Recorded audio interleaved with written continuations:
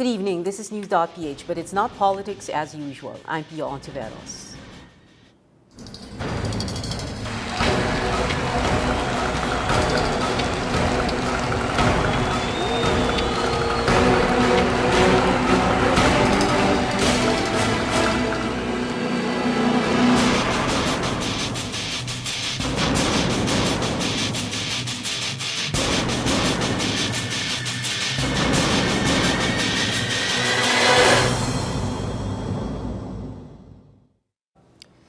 Had it not been for Typhoon Glenda, the DAP controversy would have been everybody's headlines, as it should have been ours tonight.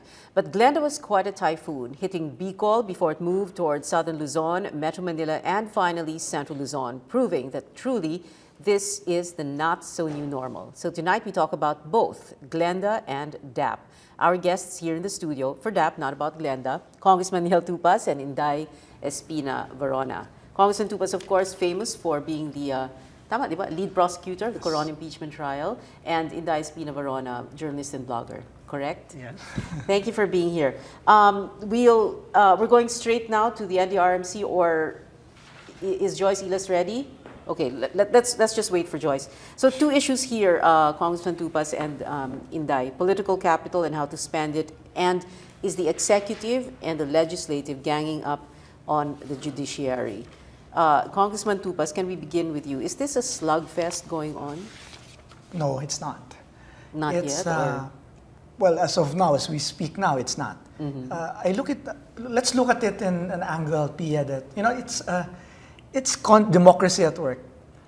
Constitution, the legal processes working, between the three great branches of government, executive, legislative, and judiciary.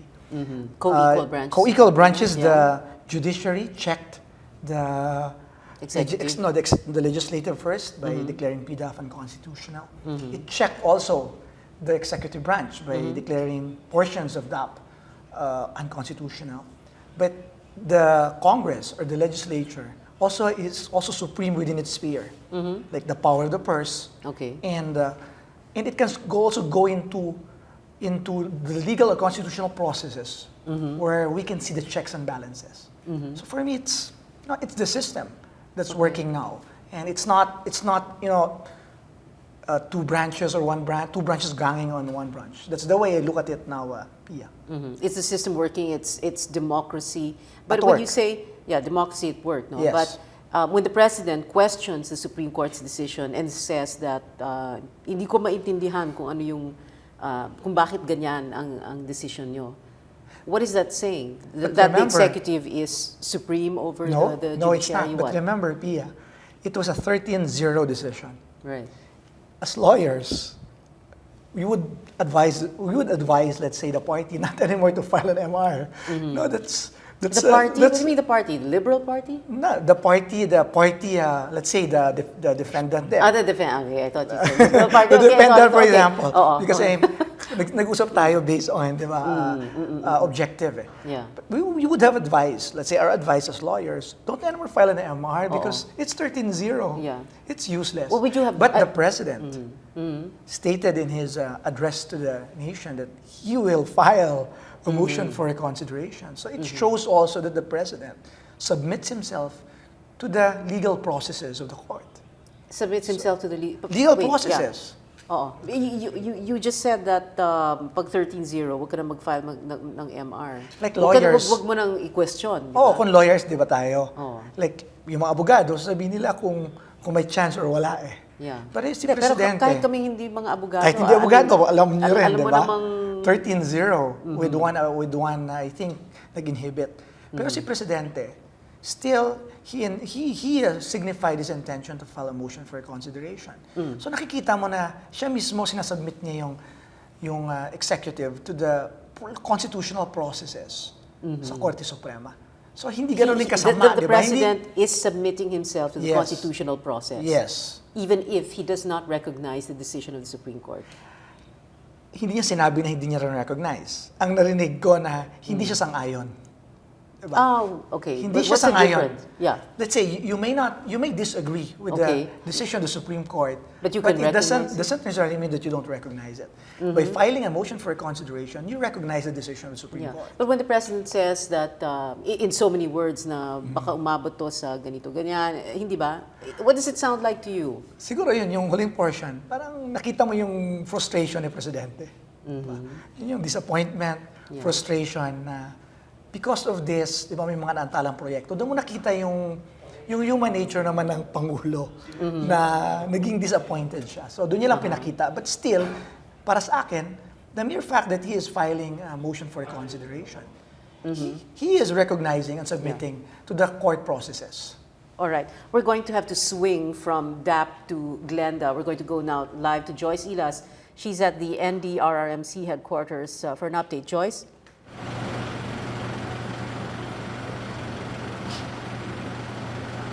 Pia, as many of us felt today, Typhoon Glenda brought heavy rains and strong winds in different parts of the country. Now with me right now is a National Disaster Risk Reduction and Management Council Executive Director Alexander Pama to brief us on the extent of damage Typhoon Glenda brought about to the country. Good evening, sir. Good evening, and good evening to our viewers as well. So, sir, how extensive was the damage brought about by Typhoon Glenda since yesterday and until today? It seems like from the reports that we're getting from the fields right now, it seems like most of the provinces that were affected had substantial damage.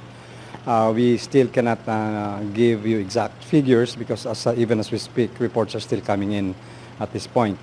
Right now, we have been getting reports mostly from Albay, and reports are also coming in from Quezon and also, of course, NCR.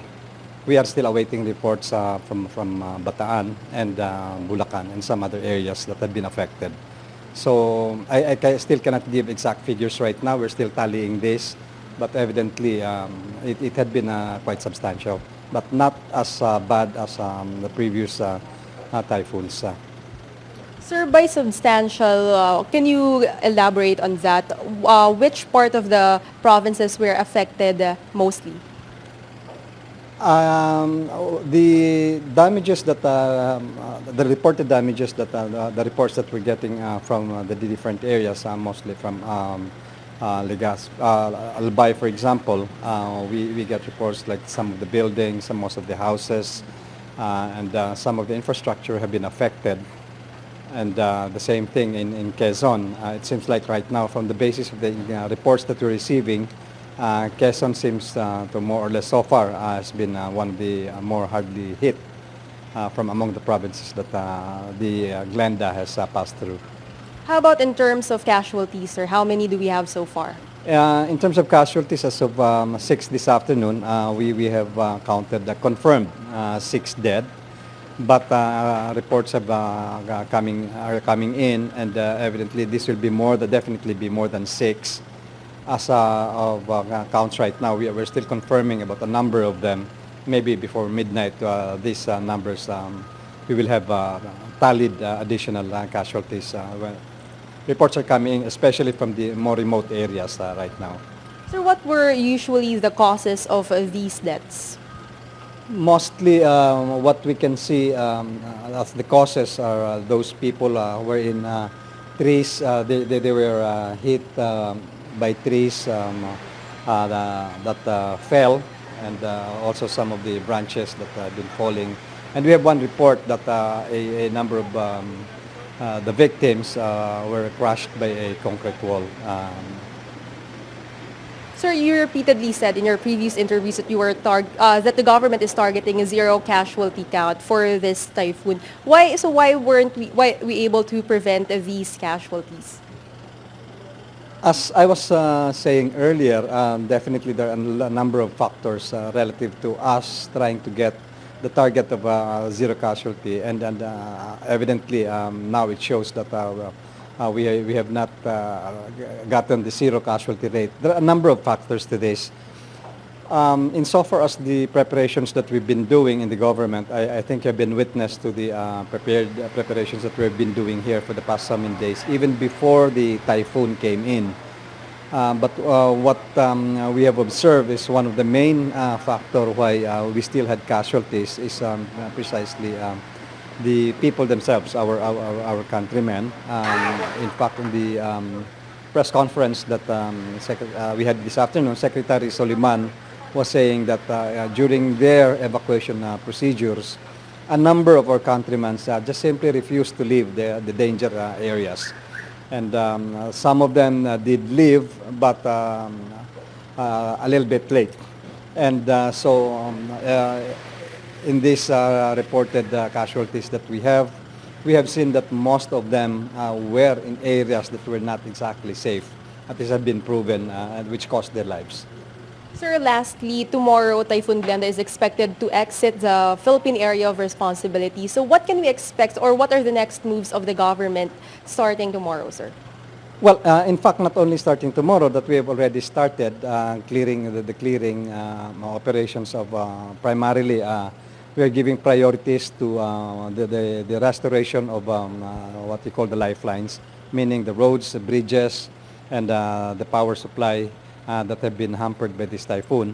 And we are continually doing that, especially by the Department of Public Works and Highways and the local government units, and our members of the armed forces and the police are also quite active in helping in them. So that's basically the priority right now. And next to that, we would be doing more or less a damage assessment on how the extent of the damage that has been wrought about by this typhoon. Thank you very much, sir. Okay. Again, that was a National Disaster Risk Reduction and Management Council Executive Director Alexander Pama. Back to you, Pia. Thank you, Joyce Ilas, reporting live from the NDRRMC headquarters in Camp Aguinaldo. Let's go now to Miguel Ortilla. He spent overnight he was in Quezon Province overnight. Miggy. Hi, Pia. Weather was a lot better here in Quezon Province today compared to last night. With the heavy rains and strong winds, it is really a horrific sight, specifically on the southern part of Quezon Province. And as confirmed and stated by the National Disaster Risk Reduction and Management Council, Quezon Province probably sustained the most beating and damages from Typhoon Glenda. So far, according to provincial authorities, 6 people are confirmed dead. 3 of them from Lucena City. But according to Governor David Suarez, we talked to him earlier, and he says that they can't be certain that this number will not rise, as they're having problems in terms of establishing lines of communication, specifically on the hardest hit areas, the far-flung towns. And same is the case for their damages assessment as to the infrastructure and livelihood. As we all know, this province is highly dependent on their agricultural produce. So far, 6,279 families are staying in different evacuation centers, 21,990 people.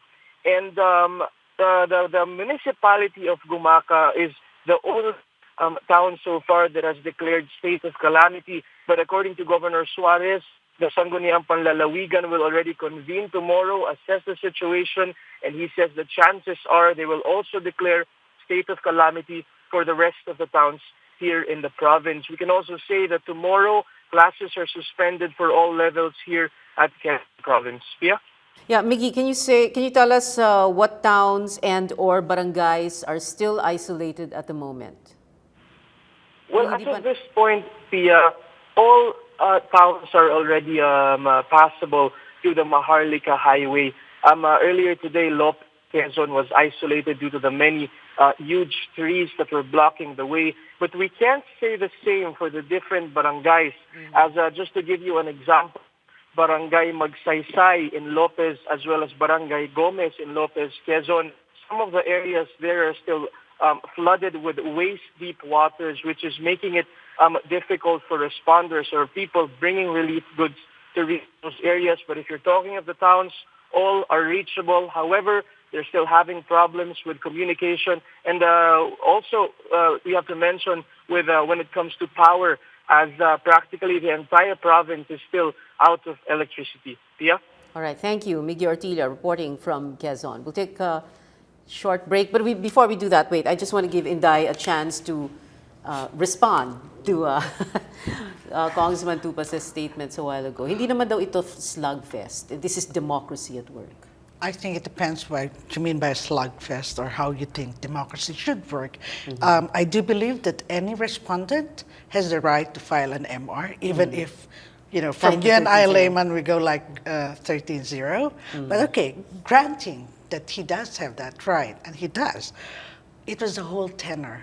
I mean, would any citizen say, I'll file an NR, but if you don't give me what I want, and then there's this threat hanging over it. Now, I don't know if that's the way we really want democracy to work in this country. Yeah.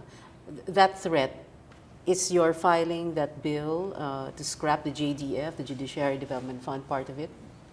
Oh, no. No, not Definitely not. No? Okay. Wait, your explanation after this short break. Stay with us. We'll be right back.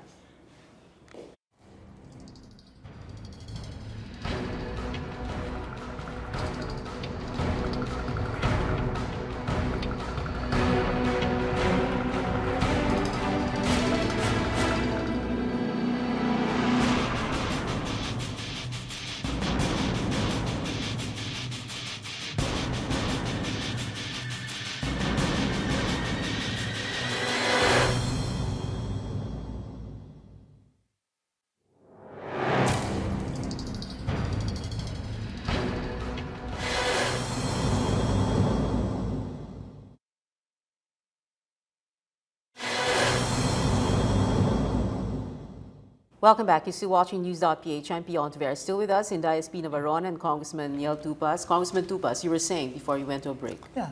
Definitely hindi yun threat, no? Yung final nating bill, I filed it last Monday. The day rin na nagsalita si Pangulo dun sa address niya sa nation. It was para coincidence lang talaga yun. Coincidental. No? Very innocent. Ganun ba? Ganun talaga yun ang nangyari, Pia. Kasi dapat last year pa ito. Our committees already looked last into year, this. 2013. 2013.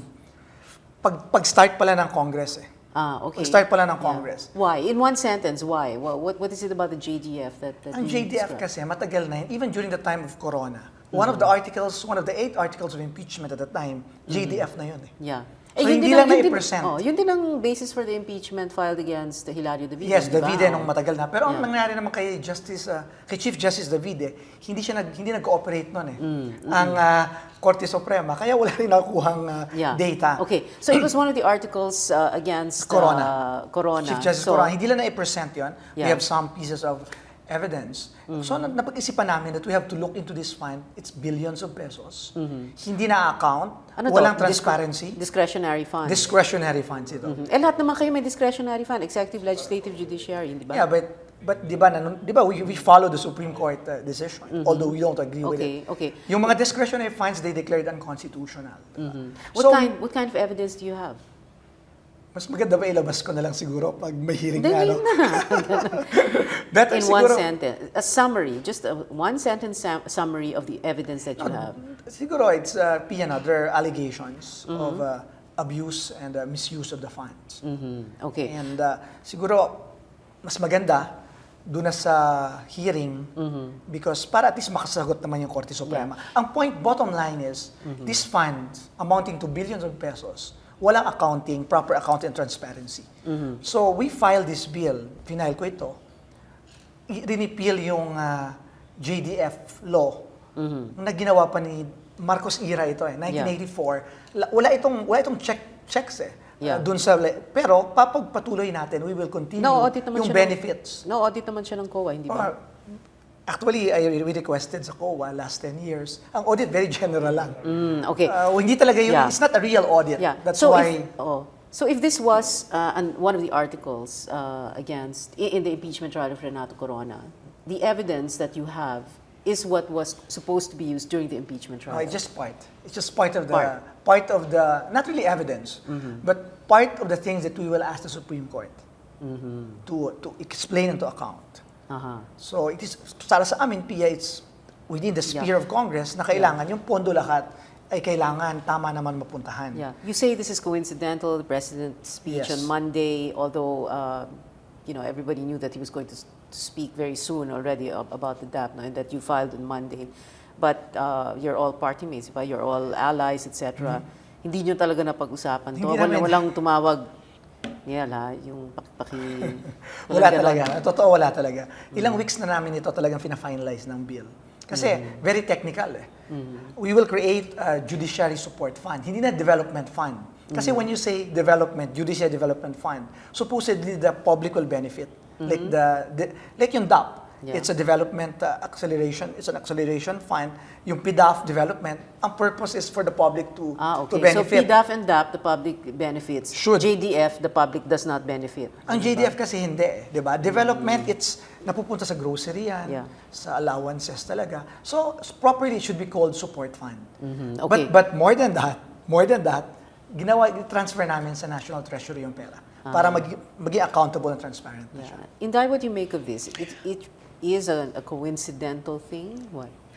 Well, if the good congressman here says it's coincidental, we'll probably give him the benefit of the doubt. Although from what I know of how Congress and the executive works, I mean, the ruling coalition in Congress usually really consults with the president and both ways. But the Supreme Court are big boys and girls there. We do know that problem of less than transparent processes in the Supreme Court has been there. I mean, journalists have written about it, reams about it.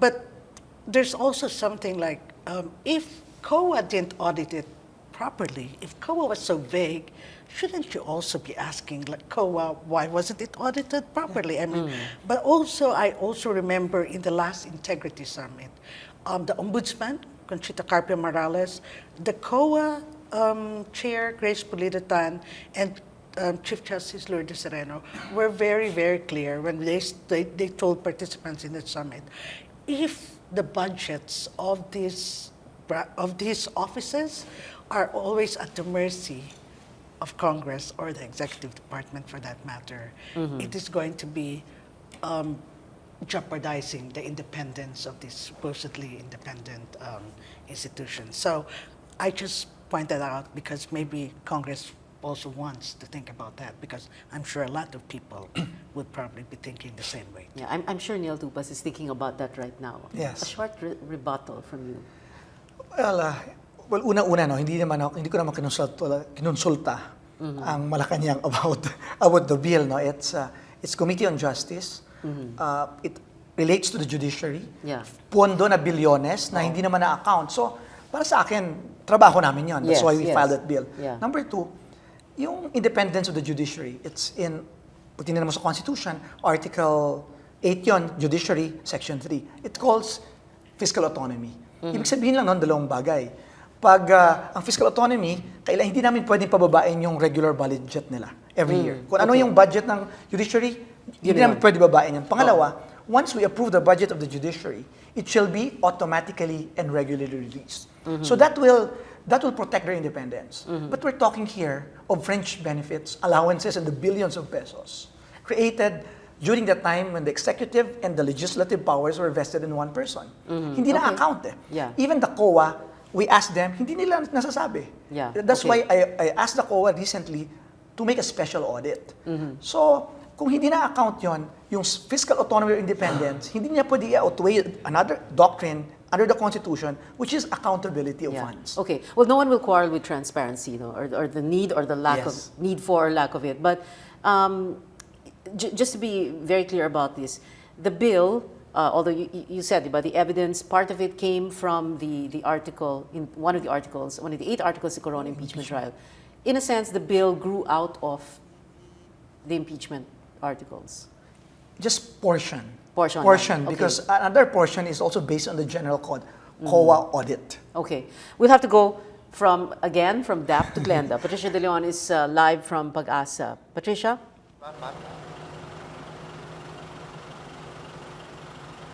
Pia, Typhoon Glenda continues to move farther away from the country and is now over the West Philippine Sea, heading towards Bajo de Masinloc in Zambales. Glenda was last spotted 240 kilometers west-northwest of Olongapo City, carrying winds of 140 kilometers per hour and gustiness of up to 170 kilometers per hour. With us tonight is Pag-asa forecaster Jory Lois to give us more updates on Typhoon Glenda. Magandang gabi, Jory. Mukhang bumubuti na ang lagay ng ating panahon. Nag-e-expect pa ba tayo ng paulan galing kay Bagyong Glenda? Yes, may inaasahan pa tayong mga pagulan dahil yung cloud bands itong si Glenda na handito pa sa may Luzon, particularly sa Western Luzon. So may mga pagulan pa. Pero alam natin na lumalayo na itong si Glenda sa ating bansa kaya mawawala na rin yung mga pagulan na yan at bubuti na yung ating panahon. Ngayon na nasa West Philippine Sea na siya, inaasahan ba niyang mapalakas pa ang habagat at if ever ba, maaapektuhan tayo nitong habagat? Yun nga mag-enhance pa siya ng habagat pero ang good news dito, dadali ni Glenda sa kanya sarili, kumbaga i-redirect niya yung habagat papunta sa kanya. So ang ibig sabihin nun, mawawala na talaga yung mga chances ng pag-ulan dito sa atin. So isa rin yun sa maging dahilan ng pagbuti ng ating panahon sa mga susunod pa araw. Ngayon for the month of July, maituturing ba natin kakaiba itong track na tinahak ni Bagyong Glenda? Actually kasi yung climatological track natin during July, it's more on dito sa may extreme northern Luzon o kaya magre-recurve siya dito patungong Japan. Pero ngayon nga nagkaroon ng pag-iba ng track, pumasok dito sa Bicol region itong si Glenda at nag-cross sa Luzon. So talagang medyo kakaiba ang naging track ni Glenda. Alright, may namataan din daw na panibagong low pressure area sa labas ng bansa. Inaasahan ba nating papasok ito sa Philippine Area of Responsibility at lalakas pa? Ito yung minomonitor nating LPA, bagong LPA, na inaasahan natin na papasok ito sa Philippine Area of Responsibility probably itong weekend. So talagang medyo tinututukan natin to at tinitingnan natin yung magiging potential nito kung ito nga yung magiging isang bagyo. So magiging maulan ulit ang ating weekend? Probably. Alright, maraming salamat Pag-asa forecaster Jory Lois. Pia, despite heavy rains brought about by Typhoon Glenda, it was of little help to dams in Luzon as Angat Dam's water level only increased by less than a meter and other dams did not have significant increases in their water levels. Meanwhile, signal number 1 is still up in Laguna, Batangas, northern part of Occidental and Oriental Mindoro, Zambales, Tarlac, Pampanga, Bataan, Bulacan, Rizal, Cavite, Lubang Island, Pangasinan, and Metro Manila. Public storm warning signals elsewhere have now been lowered as well as storm surge warnings. Glenda is expected to be out of the Philippine Area of Responsibility by tomorrow afternoon. Meanwhile, Pag-asa will issue its next bulletin at 11 p.m. Pia? Thank you, Patricia De Leon, live from Pag-asa. I can't help but wonder, no, ang huling tatahakin yung Bajo de Masinloc daw. Matangay kayo yung mga Chinese. Well, Rex Remito from Albay, ready on the phone. Rex? Yes, Pia, things are getting back to normal here in Albay province after Typhoon Glenda left a wide swath of destruction. As for Legazpi City, business establishments, small stores, and even malls are now reopening. Streets are busy again with people on side streets and vehicles, tricycles, and motorcycles on the roads. Less debris on destroyed houses, such as corrugated sheet roofings and plywood, were seen on the roads. The entire city, however, is still reeling from blackouts as several electric posts fell due to Glenda's strong winds. Governor Joey Salceda vows full restoration of power supply in the province within a week. Schools that serve as evacuation centers are now empty as residents return to their homes. Over 300,000 residents were preemptively evacuated since Monday in anticipation of Glenda's direct hit on Albay. Salceda says preemptive evacuation plus faster info dissemination is his key for achieving his goal of zero casualty. Pia. Thank you. Rex Remito reporting from Albay. we're about to take a short break. Or can I speak first to Inday and Neil? Okay. Congressman Tupas, why don't you just go for impeachment instead? Isn't that an option? Ang impeachment naman, di ba? Wait, there was a half a second pause there. wala. Because there's no impeachment. The Committee on Justice will hear an impeachment complaint that may be referred to us in plenary. Wala naman eh. Yeah. No impeachment, and so wala kami. You're saying hindi pinag-uusapan yon? Sa akin- Impeachment against any or all of the Supreme Court Ay, justices? hindi. We're not talking about it, Pia. Hindi na pag-uusapan namin yan sa Committee on Justice. Ang pinag-usapan talaga namin yung JDF lang. Okay. Sa Committee on Justice. Yes. Pero on the floor of the House, in plenary, on the sidelines, walang usap-usapang ganyan. Hindi ko na alam yun, di ba? Or sa LP, sa Liberal Party, wala. Sa LP wala pa. Wala, hindi namin napag-uusapan yung impeachment. Okay. Kasi you made a sample out of Renato Corona already, di ba? With respect dun sa misuse of funds. Pero the main purpose of the bill, yung final ho natin, is not for impeachment. The main purpose is really to improve the Judiciary Development Fund and make it more accountable. Yun talaga ang purpose lang. Like for example, kung hindi pwede yun sa executive, hindi pwede sa Kongreso yung discretionary fund, dapat hindi rin pwede yun sa lahat, even dun sa Korte Suprema, di ba? No one is above the law. Okay. Yesterday, in the President's Part 2 speech on DAP, he called, rather informally, for people who still support him to wear the yellow ribbon. So I wanted to ask Inday Espina-Varona and Congressman Tupas here what their responses were when they heard that. But we'll take a short break first. News.PH will be right back.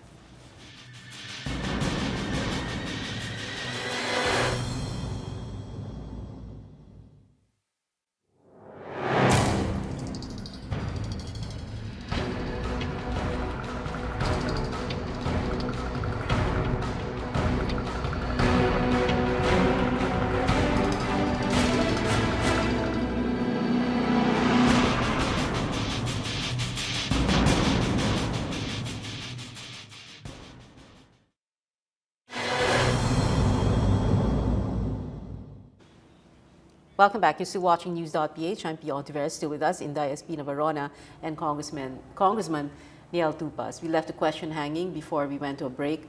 The President yesterday called for people to wear a yellow ribbon to show, so that he could see kung suportado pa rin daw siya. I'm just paraphrasing. Inday? The problem with the Philippines really is that even citizens, seem to be infected by this partisanship. So we rebel or we revolt against specific presidents and say we want this, we want reforms, and then when someone takes over, if a friend takes over, we become blind, deaf, dumb, when they do something wrong. So I think it's really high time that the Filipinos be independent in their stance, in their values towards what governance is all about. So I say no to yellow. I'll wear the Filipino flag. Okay, where's the Philippine flag on Not you? yet. Not yet. But somebody's wearing the Philippine Somebody is, flag on his label, and that's Congressman Neil Tupas. This is the flag that all congressmen wear, right? Or No. Okay. They wear the seal of Congress. The seal. I'm sorry. Okay. Oo. This is ba't a hindi ka flag. sumunod? Ba't hindi ka naka-yellow ribbon? No, I always wear Philippine flag when I attend sessions. Well, would you wear a yellow ribbon? With respect to the statement of the President, when he spoke to the nation, he was addressing, at least the most part of the speech, he was addressing the people. And he explained to the people. And I think it is within the right of the President to know the support that he will get from the people. That's why, siguro tinawag niya na you wear yung yellow ribbon. So, dun mo makikita, kasi it's democracy at work. So, gusto niya makita kung gaano kalawak ang suporta para sa kanya. And I think he's within his right doon. With respect naman dun sa yellow ribbon, I am a chairman of the Committee on Justice. And yung DAP issue, it may mga announcement na that it could be subject of an impeachment complaint. Actually, supposed to be filed today, but they postponed it. So, I really don't want to comment on that because if ever, I will preside in that impeachment proceeding. Ang ganda ng sagot mo. Umiiwas ka talaga sa tanong. Okay, let's go first to, again, from DAP, let's swing back to Glenda. We have Mon ISBERTO, Smart and PLDT Head of Public Affairs. He's on the phone, joining us on the phone. Mon, good evening. Hi, good evening. Yeah, Good very evening, briefly, Pia. can you tell us, just explain to us what happened? There's a disruption in telco service, internet on phones, for example. Well, our big problem right now, Pia, is really the prolonged loss of commercial power in a large area covering Metro Manila as well as South Luzon. Sorry. So we are working on repairing some of the facilities that were damaged on our side, and as far as the network infrastructure is concerned. But the real constraint now is really the need to restore commercial power. Yeah, power. Well, that's going to be a problem because I was speaking to Joe Zaldarriaga earlier, no, of Meralco, and he's saying 70% in Metro Manila wala pa, no? That's just Metro Manila. Yes, that's problems right. everywhere Although else, we've been hearing reports, Pia, that some of the outlying provinces, let's say Batangas and Laguna, the power's coming back on. But in Metro Manila, yes, there's still quite a way to go. Okay, since this has to be a brief interview, we don't have much time now. Weren't you required, Mon, to send out typhoon warnings via text messages? No, Pia, the arrangement there is that the NDRMC is the one that determines whether it's necessary to send out text messages or mobile messaging to cellular phone subscribers during these times of emergencies. So it's the call of the government as to when to use this particular facility.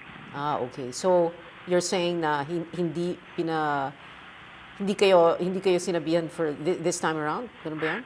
Well, we'd have to ask NDRMC. I mean, because the idea is to use mobile messaging as part of a suite of communications channels. So it's not only mobile.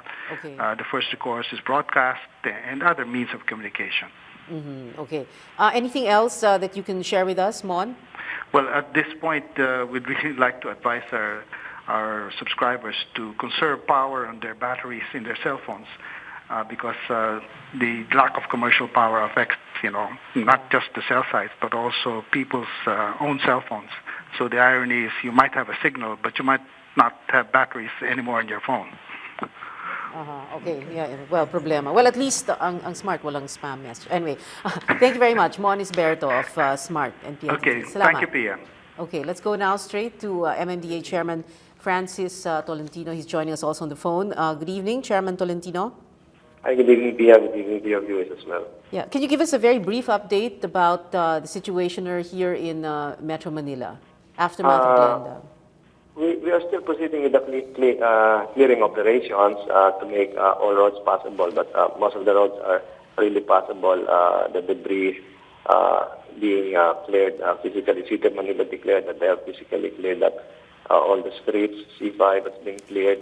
But tomorrow there's going to be a school cleanup holiday declared by 4 LGUs, namely Pateros, Las Piñas, Pasay, and Marikina. Meaning to say, there's going to be no classes from elementary to high school, both private and public, as I was told, because they want to clear up all debris leading to the schools within these jurisdictions. Chairman Tolentino, I'm sure it sounds funny to say this, but I guess this, because Glenda wasn't as bad as we might have expected, this is a good drill for an even stronger typhoon or any other disaster. What do you mean it's not as bad? But I think it served as a good drill, kahit pa paano. Drill, yes. We were able to implement some concepts not utilized before. For instance, the interoperability of LGUs within Metro Manila. For instance, last night till the early mornings of the 16th, we have Muntinlupa and Quezon City with us. The other night it was Manila and Pasay joining us. So I'm now using rescue teams coming from various LGUs joining the MMDA rescue units as well as the rescue units of some elements of the armed forces of the Philippines. So drill, but I think preparedness in terms of preparedness, modesty aside, we've accomplished that. Interoperability of LGUs, that's always been a big concern because we don't have, I remember we've had all these interviews before, and you talk about how important it is to have just one governing body for the entire Metro Manila, but we don't have that, right? Yes, but if you will notice during the hours before Glenda, most of the major announcements would be emanating from our unit. For instance, not just the lifting of the coding, the declaration of no government work emanated from me, modestly aside, as instructed by the executive secretary. So the unison can be gleaned not just during the actual operations, but even before the Glenda hit NCR. All right. Thank you very much, Chairman Francis Tolentino of the Thank you very MMDA. much. Thank you, sir, for joining us. We're going to go to break right now. Not yet. We can still continue the discussion. Okay. Let's go to this. No, political capital. How should a president or the president spend it? Gumaganon si Nia sa'yo. Ikaw na lang daw sumagot, Inday. Well, like, we've got a disaster, another calamity, and political capital would probably, encompass every aspect of governance. So I thought yesterday, to give him credit, like, that was very good to go while preparations were ongoing, and then to disappear, or not to disappear, to step back and let the experts do what they're doing. So yes, in that sense, that's one sense, that's good political capital. Now his speech, that was like, when I saw people who actually even supported that, suddenly saying, oh, wait a minute, you don't do that to the Supreme Court, then I think he expended a lot of political capital there, because Filipinos, we probably will debate until kingdom come on certain issues, but I think we do have that kind of respect for the Supreme Court, because we do know that once that goes, that's how the cookie crumbles in this country. So. Okay, and someone who's going to watch as the Congressman Tupas. Yeah, it's the political capital. Did the president expend a lot of that, as Inday was saying, because of that speech, Monday's speech and yesterday's speech? We wouldn't know. You wouldn't know. It will depend on in the coming days, in the coming weeks, in the coming months. It's a very broad term, political capital, PR, right? Well, like for example, a concrete example was the Corona impeachment. It was a very risky move for the president, but he had to do it as leader. Yeah. The political capital, he has to risk it, and at the end of the day, the impeachment succeeded. Yeah. But at the time, you could feel that there was that public support, diba? No, Inday, for that, for the Corona impeachment trial. My question is now, do you feel that? Does the administration, meaning even allies of the administration in Congress like yourself, do you feel that that political capital is still there? I think the political capital is still there. Despite the decrease of the approval rating of the president compared to past presidents is still popular at this time, going to his 4th year. So he still has that political capital.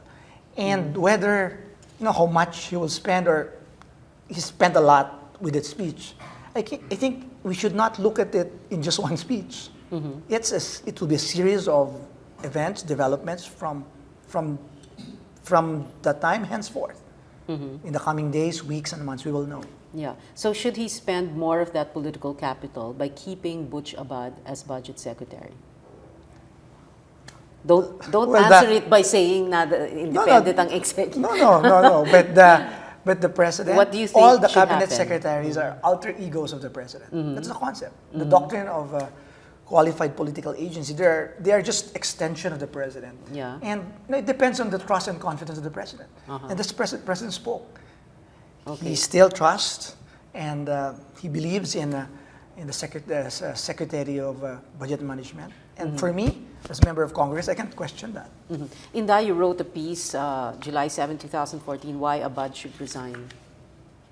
Yes, I really do think that he should resign, and not just because he embarrassed the president, as everybody says he did. I think because I personally see that was really wrong. One,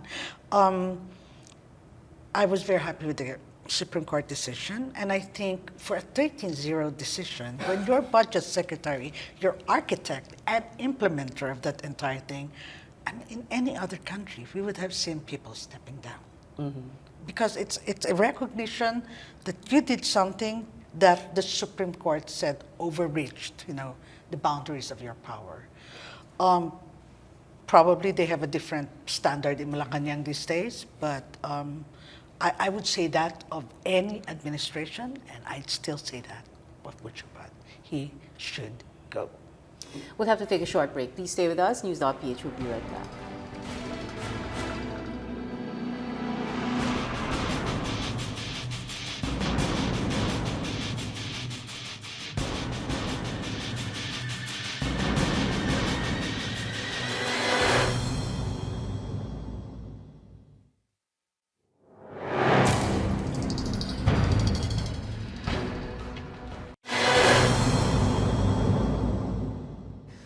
Welcome back. You're still watching News.PH. I'm Pio Ontiveros. Still with us in ISB Navarone and Congressman Neil Tupas.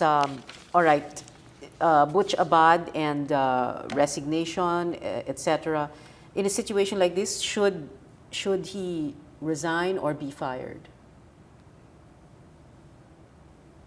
That's a long pause. Dead air is the worst on television. Sa akin naman, because of the separation of powers, hindi ako maka-express dyan. Diba? But my point speaking is, as an ally of the president. I'll go back to that. May trust pa rin si Pangulo eh. Sinabi niya yun eh. Diba? Yeah. Si Butch Abad, for example, Secretary Abad, serves at the pleasure of the president. He resigned, but the president did not accept. Yeah. Ang sabi ni Pangulo, may tiwala pa rin siya. So, yun ang nangyari. Yeah. I think it's this. It's asking whether to resign or fire. The point is the president has said very clearly why he did not accept that resignation, and it was because Abad was virtually doing what the president wanted. So, in a nutshell, the president's as accountable as Abad, where that is concerned. Tsaka, siguro, I just want to add to that. Even in the arguments in the Supreme Court, when I think tinanong, no? Hindi ko lang alam kung it's Solgen Hardaleza, kung sino nag-conceptualize nito. Si Presidente. And even si Presidente takes full responsibility of this program. Well, all past presidents naman have had their own DAP savings. So si Secretary Abad is just the extension of the Presidente. And we saw the other day, si Presidente was defending this program. So para sa akin, inconsistent for the President to accept the resignation of Secretary Abad, or very inconsistent for him to fire someone na dinidepensahan niya. Naniniwala siya na tama ang ginawa. Well, I asked the question because I was speaking to a former budget secretary a few days ago, and he was saying that instead of having Butch resign, the president should fire him if the president feels his parents' political capital has been greatly diminished because of this controversy. Para bang ang iniisip niya pag resignation, ang isipin ng tao, hayaten, di ba? Ang sama ng dating.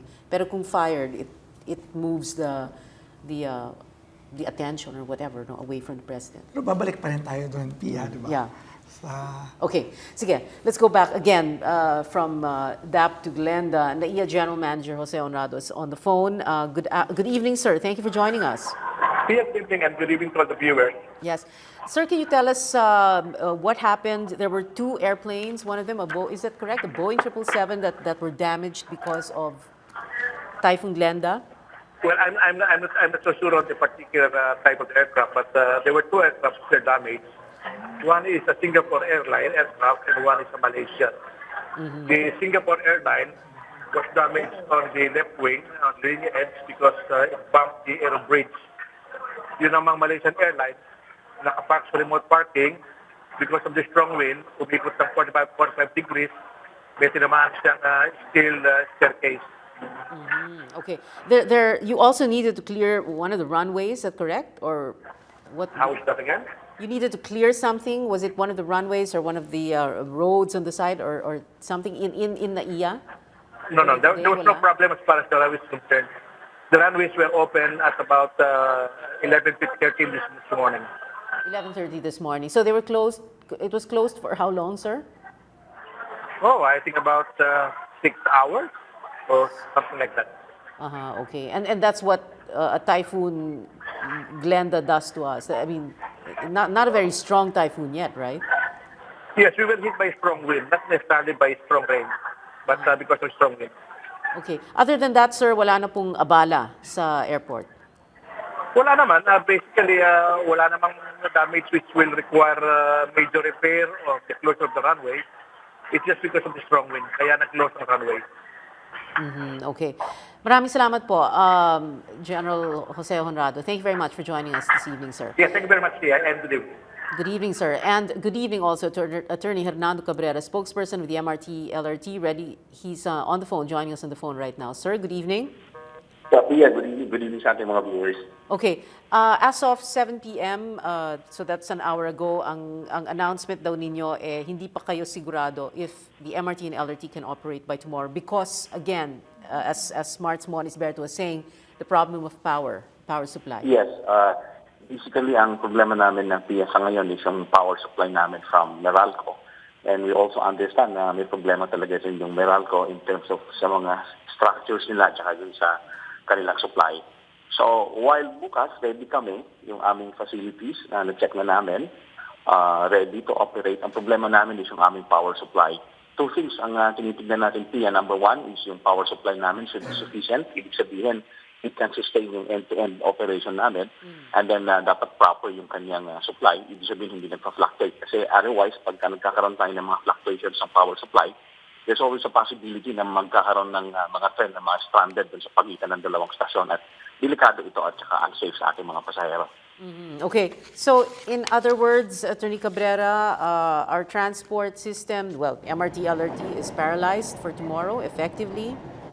Hindi naman natin masasabi yan. Depende yan, Pia. Sabi ko nga sa supply ng kuryente bukas sa amin.